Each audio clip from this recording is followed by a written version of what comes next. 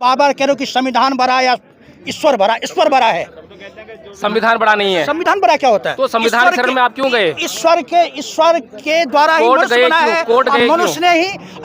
मनुष्य ने ही संविधान लिखा है। मेरा कहने का मतलब यह है एक कि ही आदमी आपको संविधान लिखा नहीं है। ये है हिंदू धर्म या कहें सनातन धर्म, जहाँ पर कि जो सनातन शब्द को अब जो लेने का काम किया जा रहा है। भगवान बुद्ध ने कहा सनातन की परिभाषित करते हुए कि ना ही वेरेन वेरानी समन्ति कुदाचनंग अवेरेन च समन्ति ऐस तमो सनातनो, यानी कि जो सिद्धांत जो बात कभी बदलती ना हो, सार्वजनिक है, सार्वकालिक है, सार्वभौमिक है, वो सनातन है। लेकिन जो बात हर पल बदल जाए, अभी हमने आपके सामने जो एक चौपाई की पर बात की और वो हर पल बदल गई। शूद्र पशु नारी सकल तारना के अधिकारी। तारना शब्द का ही मात्र भावार्थ बताओ। तारना का मतलब होता है शिक्षा, तारना का मतलब होता है ये जो तारना शब्द, ये जो तारना शब्द का जो अर्थ वो अभी जो है आया है, ये कब से बदला गया है? बदलाई है शुरू से ही बाबा। जो पुरानी रामचरितमानस है उसमें ये अर्थ नहीं है, उसमें तारना का अपरतार नहीं है। ऐसा कुछ नहीं है। आकर ये बताइए कि शिक्षा का जो अधिकारी है ये ही लोग अधिकारी थे, ब्राह्मण अधिकारी नहीं है, क्षत्रिय अधिकारी नहीं सब है। अधिकारी है। शिक्षा का मतलब इन्हीं का नाम क्यों लिया गया?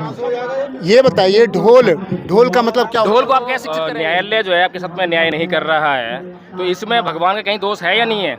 बिल्कुल भगवान का दोष क्यों नहीं होगा, हमारे कर्म का भी दोष है।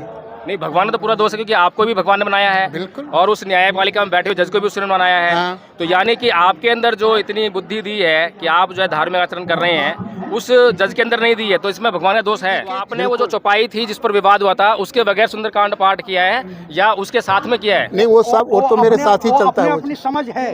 वो चौपाई का अगर भावार्थ लेंगे तो घंटों 2 घंटा लगेगा। उस चौपाई का भावार्थ बहुत सुंदर है। अब मूर्ख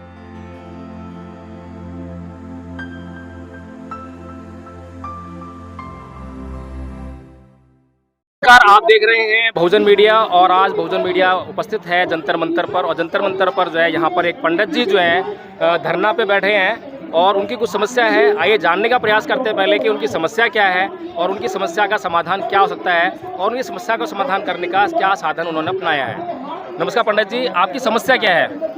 मेरा समस्या है जो मैं शंकर सोसाइटी के द्वारा पूर्ण रूपेण उलझ गया हूँ। मेरा जीवन को उलझा दिया है, क्योंकि मैंने 2009 में उनसे जुड़ा था और 2017 तक मेरे जीवन को बिल्कुल से मृत्यु के कगार पे लेके जा रहा है। क्योंकि चेक बाउंसिंग अलग है, एजुकेशन वाला केस अलग है, यानी एक ही विषय में उन्होंने 2-2, 3-3 जगह केस कर रखा है, जिसके चलते हम दिल्ली से आ करके परेशान होते हैं। तो मेरा बस यही निवेदन है मीडिया के द्वारा, चाहे सरकार से, जो कि मेरे जैसे व्यक्ति को इस प्रकार से छुटकारा दिलाने के लिए उस व्यक्ति का, उस संस्था का, उस सोसाइटी का ऑडिट करवाया जाए।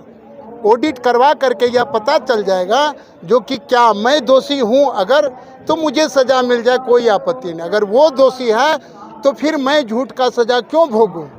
बस इतना ही मेरा निवेदन है। तो पंडित जी, आपने जो है यहाँ पर अपनी समस्या का समाधान करने के लिए धरना प्रदर्शन का सहारा लिया है। जी जी। तो आप गृहस्थ हैं या सन्यासी हैं? नहीं, हम गृहस्थ हैं।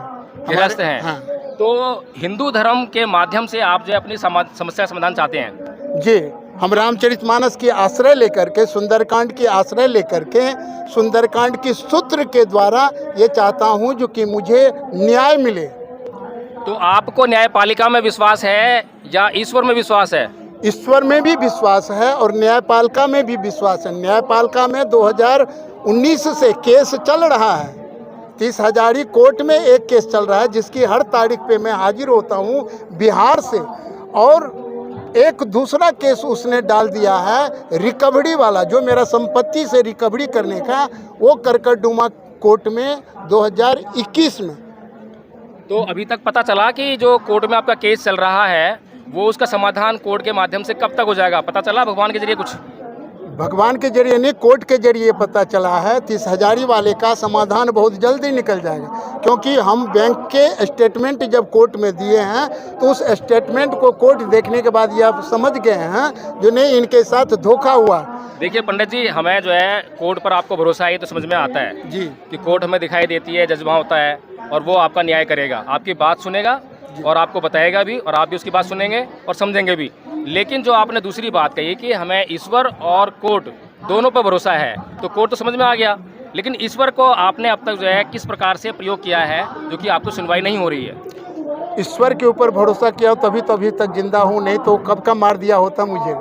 जिस व्यक्ति के चंगुल में मैं फंसा हूँ वह व्यक्ति मुझे कब का 2017 से मुझे दबोच रहा है, लेकिन वो अभी तक दबोच नहीं पाया। आपको क्यों फंसाया जा रहा है? फंसाने का कारण बताइए। फंसाने का कारण है जो आपसे अच्छा संबंध था पहले, और फिर बाद में मैंने उस संबंध से अपना हटना चाहा, तोड़ना चाहा, तो इसीलिए मुझे फंसाया। अब आप क्या चाहते हैं? इस देश के संविधान से आप अपना न्याय लीजिएगा कि मनुस्मृति के द्वारा जो बनाया हुआ जो ग्रंथ है उससे आप नहीं, हम देश के संविधान से न्याय लूंगा। नहीं, आप यहाँ पर जो पाठ कर रहे हैं सुंदरकांड का पाठ कर रहे हैं, और अभी सुंदरकांड पर बहुत विवाद उत्पन्न हुआ, तो आपको वो विवाद समझ में आया कि विवाद क्या है? बिल्कुल, हमें तो सब कुछ समझ में आया, और हमने सुंदरकांड जो आज किया है, आज हमने मोदी जी तो के आपने वो जो चौपाई थी जिस पर विवाद हुआ था उसके बगैर सुंदरकांड पाठ किया है या उसके साथ में किया है? नहीं, वो तो मेरे साथ ही चलता है। अपनी समझ है।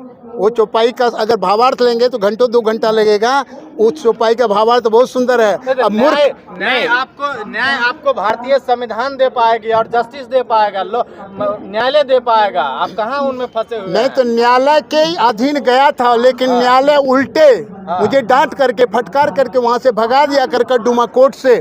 और 22 तारीख को उसकी तारीख है, मैं हाथ जोड़ के बोल दिया मुझे फांसी दे दो, मैं अब कोर्ट में करकट डुमा कोर्ट में हाजिर नहीं होगा, क्योंकि वहाँ झूठा केस किया गया। तो इसमें जो न्यायालय जो है आपके साथ में न्याय नहीं कर रहा है, तो इसमें भगवान का कहीं दोष है या नहीं है? बिल्कुल, भगवान का दोष क्यों नहीं होगा, हमारे कर्म का भी दोष है। नहीं, भगवान का तो पूरा दोष है, क्योंकि आपको भी भगवान ने बनाया है। बिल्कुल। और उस न्यायपालिका में बैठे हुए जज को भी उसने बनाया है। हाँ। तो यानी कि आपके अंदर जो इतनी बुद्धि दी है कि आप जो है धार्मिक आचरण कर रहे हैं, उस जज के अंदर नहीं दी है, तो इसमें भगवान का दोष है। बिल्कुल, और ये भी बात है, कर्म प्रधान विश्व करी राखा, जो जस करहीं सो तस फल चाखा। 1 मिनट, तो कर्म की प्रधानता है। अब मेरा कर्म कहाँ गलत हुआ तो वो सुन लीजिए। मेरा कर्म गलत ये हो गया जो हम दुष्ट व्यक्ति को बहुत शुभचिंतक समझ लिए। जो व्यक्ति अच्छा नहीं था उसको मैंने बहुत सुंदर समझ करके उनसे प्रीत जोड़ लिया, उनसे रिश्ता बना लिया। यही मेरी गलती है। नहीं, ये आपकी गलती है या ईश्वर की गलती है? मेरी गलती। आपको दृष्टि नहीं दी ईश्वर ने? ईश्वर का कोई नहीं, गलती ईश्वर होता की ही गलती है। नहीं होती है। ईश्वर का कोई गलती होता ही नहीं है, अपनी गलती होती है। अपनी गलती होती आप है। जो बार बार ईश्वर सुनो, हमारी बात सुनो। जी, जी। आप जो बार बार कह रहे हो कि संविधान बड़ा या ईश्वर बड़ा, ईश्वर बड़ा है।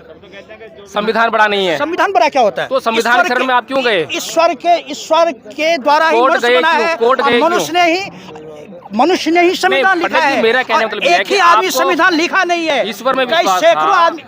आदमी था। सैकड़ों आदमी संविधान लिखा है। एक आदमी संविधान सभा का अध्यक्ष बन जाए, इसका मतलब संविधान वही लिखा है, ये भी नहीं हो सकता। हम आपकी बात को मानने के लिए तैयार हैं, लेकिन आप कोर्ट क्यों गए? आपको मंदिर जाना चाहिए था। सुनिए हमारी बात सुनिए, ये नियम है। आपको यज्ञ करना चाहिए था, आपको चमत्कार और विश्वास होना चाहिए था। शुरू किया हूँ यही तो कोर्ट से आपने केस विड्रॉ कर लिया क्या? नहीं, हम क्यों विड्रॉ करेंगे, हम तो केस किए ही नहीं है। मतलब भगवान पे ईश्वर पे भरोसा नहीं है, अभी भी आप संविधान में भरोसा कर रहे हैं? नहीं, हमने केस किया नहीं, मेरी बात को समझ। चलिए ये बताइए, जो चौपाई की मैं बात कर रहा था, उस चौपाई का आप भाव कह रहे हैं घंटे 2 घंटे लगेंगे, लेकिन उसका अर्थ में तो 1 मिनट लगना है बस। अर्थ बताइए। शूद्र पशु ढोल गवार शूद्र पशु नारी सकल तारना के अधिकारी। तारना शब्द का ही मात्र भावार्थ बताओ। तारना का मतलब होता है शिक्षा, तारना का मतलब होता है ये जो तारना शब्द का जो अर्थ वो अभी जो है आया है, ये कब से बदला गया है? बदला ही है शुरू से ही बाबा। जो पुरानी रामचरितमानस है उसमें ये अर्थ नहीं है, उसमें तारना का अपरतार नहीं है, ऐसा कुछ नहीं है। आकर ये बताइए कि शिक्षा का जो अधिकारी है यही लोग अधिकारी थे, ब्राह्मण अधिकारी नहीं है, क्षत्रिय अधिकारी नहीं सब है, अधिकारी है। शिक्षा का मतलब इन्हीं का नाम क्यों लिया गया? ये बताइए, ढोल का मतलब क्या? ढोल को आप कैसे शिक्षित करेंगे? क्या ढोल को सुदृढ़, ढोल के लिए प्रशिक्षण लेना पड़ता है तब वो बजेगा।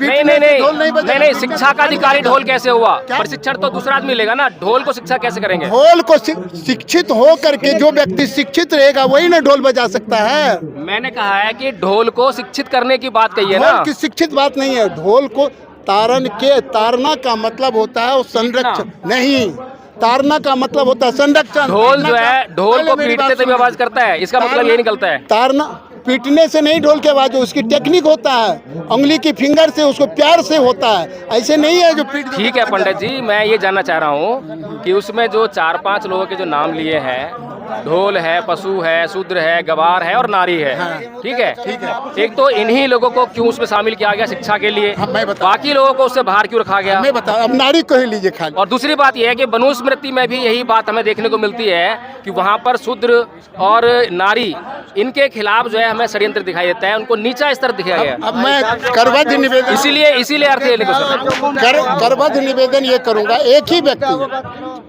नारी शब्द जो है, नारी को क्या चाहिए, मैं क्या बोला हूँ, तारना का मतलब है संरक्षण। और अगर मेरी तारना का अर्थ आपने बताया शिक्षा, एक ही शब्द का तात का मतलब होता है भाई भी, तात का मतलब पिता भी, तात का मतलब भांजा भी, सब तात का मतलब। तो इसी तरह से तारना शब्द जहाँ प्रयोग होगा कुछ भी अर्थ होगा, लेकिन कम से कम जो है विपरीत अर्थ तो नहीं होगा। विपरीत अर्थ कोई आप यहाँ तो अर्थ ही विपरीत हो रहा है। शिक्षा में और तारना में बड़ा जमीन आसमान का अंतर है। शिक्षा में आरता में तारना में क्यों अंतर होगा?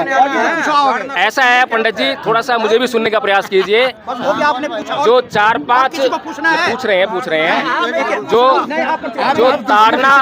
तारना जो शब्द है उसके लिए 4-5 लोगों को उसमें शामिल किया है। पशु को शामिल किया है, एक मिनट रुकिए, पशु को शामिल किया है। ठीक है, पशु को हम अगर देखें तो नियंत्रण कैसे करते हैं, पीट कर करते हैं, चाबुक से करते हैं। आपकी ढोल है उसको भी जो है हम कहीं ना कहीं उसको पीटने का काम करते हैं। आपकी भावना ही गलत है। तो ये है हिंदू धर्म या कहें सनातन धर्म, जहाँ पर कि जो सनातन शब्द को अब्जल लेने का काम किया जा रहा है। भगवान बुद्ध ने कहा सनातन की परिभाषित करते हुए कि ना ही वेरेन वेरानी समित अवेरेन च समंती ऐस तमो सनातनो, यानी कि जो सिद्धांत, जो बात कभी बदलती ना हो, सार्वजनिक है, सार्वकालिक है, सार्वभौमिक है, वो सनातन है। लेकिन जो बात हर पल बदल जाए, अभी हमने आपके सामने जो एक चौपाई की पर बात की और वो हर पल बदल रही है, कभी कुछ अर्थ निकल रहा है, कभी कुछ अर्थ निकल रहा है, भाव भी अलग निकलेगा, लेकिन जो है उस पर कहीं पर भी एक अर्थ सामान्य तौर पर नहीं लिया जाता। इसीलिए जो है ये देखना चाहिए हमें जो है कि ये जो सनातन धर्म ओढ़ तो लिया है, लेकिन उसके नियम, कायदे, कानून जो है हर पल हर क्षण बदल रहे हैं, इसको सनातन नहीं कहा जाता है। सनातन केवल और केवल बुद्ध के वो सिद्धांत हैं, नियम हैं जो हर परिस्थिति में, हर काल में, हर देश में जो है मनुष्य का कल्याण करते हैं।